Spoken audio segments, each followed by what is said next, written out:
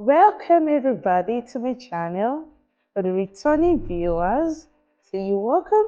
And for the viewers that are watching for the first time, you're also welcome. This is an amazing channel where you learn to grow your grammar.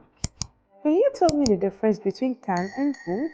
What about must and ought to? If you're not sure, don't worry. Today, we will break down modal verbs, their present and past form, and how to use them correctly. Before we start, take a second to like this video and subscribe for more grammar lessons. Also, check the description box for a free worksheet to practice what you will learn today.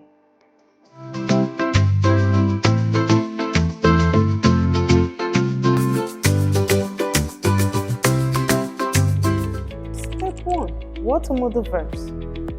They are special verbs that help express ability, possibility, necessity, and permission. Some examples are can or could, may or might, shall or should, will or would, must or have to. Now, can you think of a sentence using one of these? Type it in the comment section. Have you done it? Thank you. I'll reply. Step 2. Let's use modal verbs in the present form. Look at the sentences and tell me what they mean. He can swim. What does can express? In this sentence, can expresses the ability.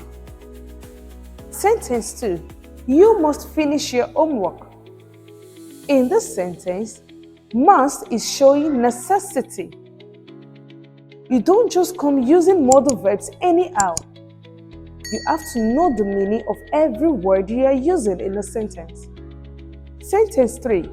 She may come to the party. May in this sentence expresses possibility. So you don't say she may come and expect the person to know its certainty. No, it is expressing possibility. Now let me challenge you. Make a sentence using should and drop it in the comment section. Step 3. Let's express modal verbs in the past form. Many students make mistakes with this. Here's a quick rule. Can should be used as could have. Must should be used as must have or had to. May should be used as might have. Shall should be used as should have. Will should be used as would have. Now let's play this game. I will say a sentence and you tell me if it's correct or not. Sentence 1. He must finish his homework. Is this correct? Wrong. It should be must have finished. Do you understand it now? Sentence 2. She could have won the race. Is this correct?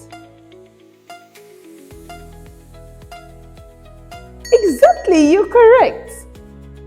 Sentence 3. I should study harder. Is this sentence in the present form or in the past form?